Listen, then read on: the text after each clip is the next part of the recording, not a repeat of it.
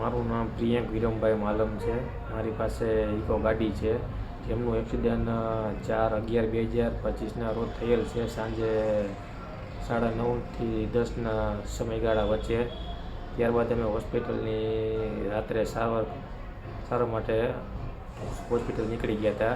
ત્યારબાદ સવારે પાછા વહેલી સવારે ઘરે આવીને મેં મારી પાસે યુનિવર્સલ સંપૂર્ણ વીમો ઉતરાવ્યો હતો, બમ્પર ટુ બમ્પર 13,000 રૂપિયાનો।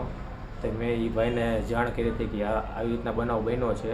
તો એ લોકોએ કીધું હતું કંઈ વાંધો નહીં, ગાડી અમને બતાવી દો, અમે જોઈ લઈએ।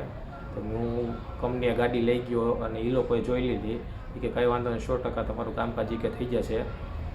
આજે મોર્નિંગમાંથી પછી એ લોકોએ હા પાડી એટલે હું ગાડી ત્યારે એની શોરૂમે મૂકતો આવ્યો હતો। પછી એ લોકોએ મને 20 દિવસનો ટાઈમ આપ્યો હતો કે તમારી ગાડી 20 દિવસમાં કમ્પ્લીટ થઈ જશે। મેં બચારે 4-5 વાર તો મેં ચક્કર મારી હતી, ગાડીનું કામકાજ ચાલુ જ હતું। ત્યારબાદ ગાડી કમ્પ્લીટ થઈ ગઈ હતી પછી એ લોકોએ મને એવું કીધું કે તમારો ક્લેમ ઉપરથી રિજેક્ટ કર્યો છે।